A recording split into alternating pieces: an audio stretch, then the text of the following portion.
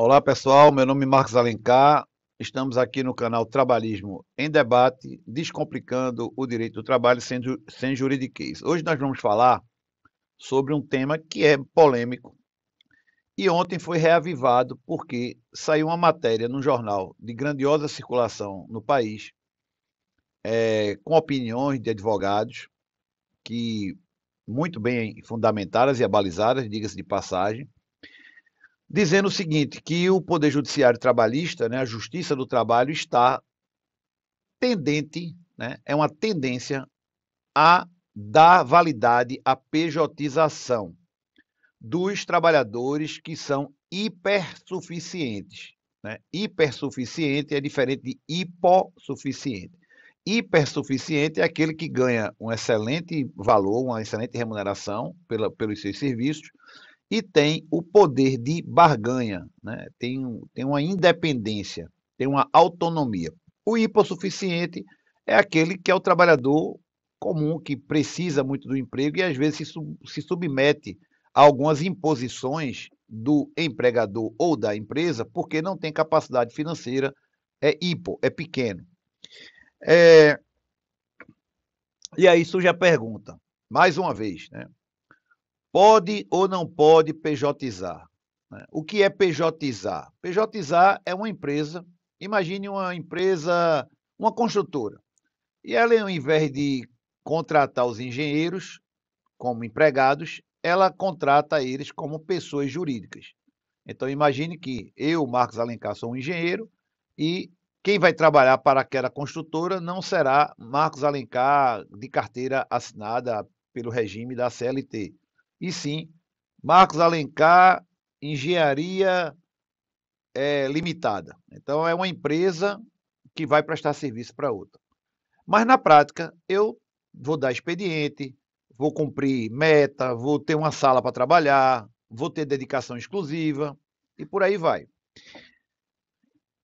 O que essa matéria vem dizendo é que quem trabalha nessa situação e ganha muito bem, né, vamos supor, 20 mil reais, acima de 16 mil reais, porque o artigo 444 da CLT fala isso. Né? Então, é que quando a pessoa tem essa remuneração diferenciada, ela tem liberdade de contratação. Mas vamos exemplificar para ficar mais fácil de entender que esse Marcos Alencar Engenharia, né, Limitada ganhe lá seus 20 mil reais por mês. Mas na realidade ele trabalha como engenheiro. Então existe uma corrente que diz que este trabalhador hipersuficiente, ele tem total liberdade para escolher junto à empresa qual o regime que ele vai ser contratado.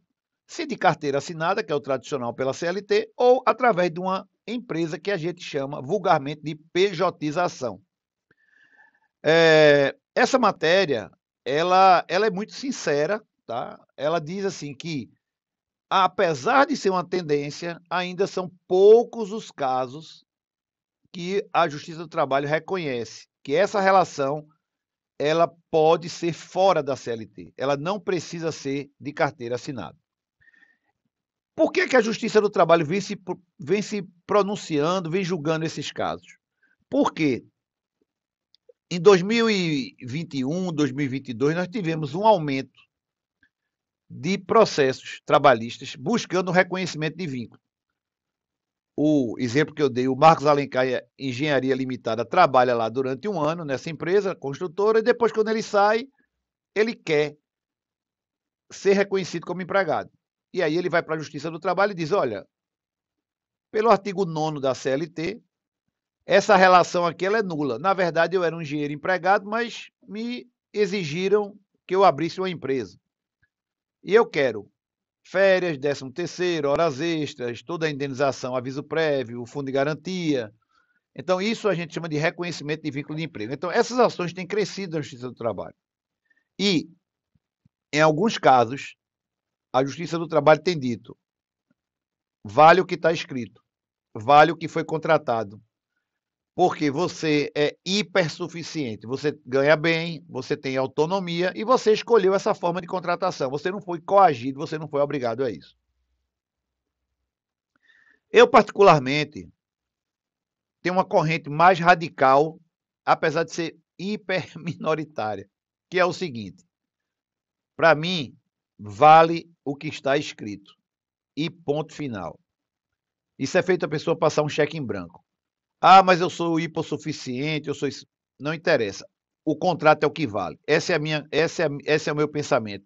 Se isso imperasse no Brasil, a autonomia da vontade, nós teríamos uma justiça com muito menos casos. Por quê? O papel ia ter valor. Mas, infelizmente, no Brasil não é assim que funciona. O que funciona é o fato. Pode ter papel, reconhecimento de firma, contratos e contratos e contratos, e isso não impede que a pessoa atravesse a rua, vá para a justiça e diga: olha, eu assinei esse contrato, mas esse contrato é nulo, eu assinei sem lei, eu não sabia o que estava fazendo, e eu quero estes direitos aqui. Então, isso no Brasil é permitido, né? Não existe a autonomia da vontade. Voltando ao tema aí com muita propriedade, é uma realidade o crescimento vertiginoso, gigantesco, de empresas individuais para trabalharem no mercado de trabalho, né? Não é à toa que existe. Essa reportagem traz um dado muito interessante. Em 2017, existiam 7 milhões de empresas com esse perfil.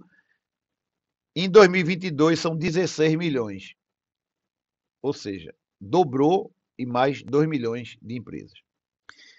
O Supremo Tribunal Federal também já decidiu que, no caso de médicos que têm consultórios próprios, que têm uma vasta clientela, pode um hospital contratá-los através de um contrato de pessoa jurídica.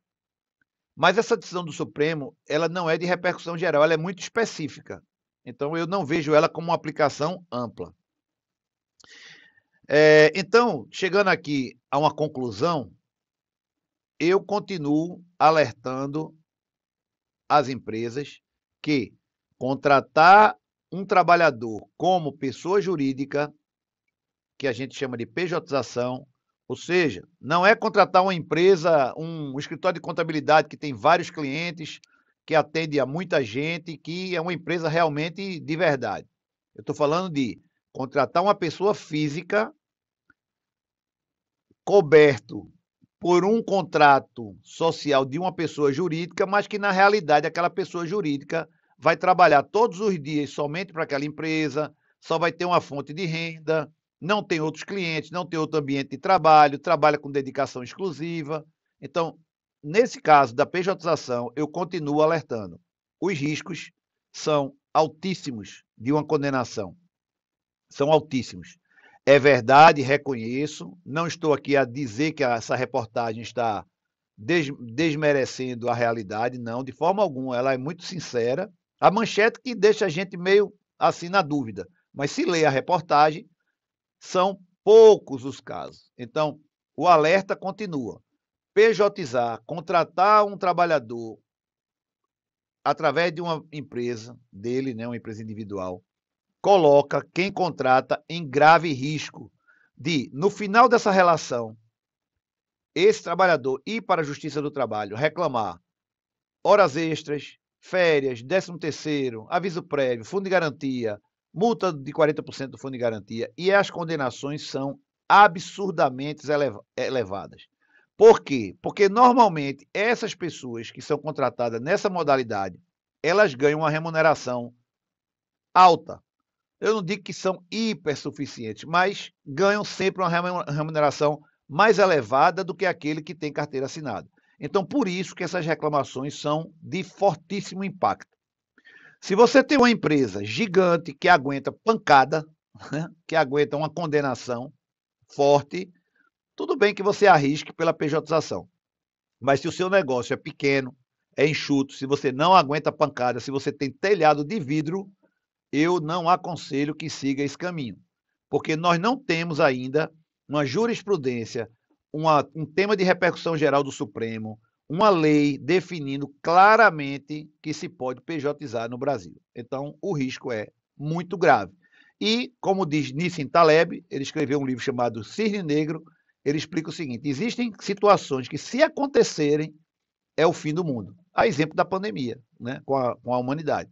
Então, se uma ação desse porte, se a sua empresa sofrer, ela tiver um impacto como a pandemia, né, não avança esse sinal vermelho, é melhor se manter no modo tradicional de contratar através da CLT. É isso. Em breve a gente volta aqui. Tchau.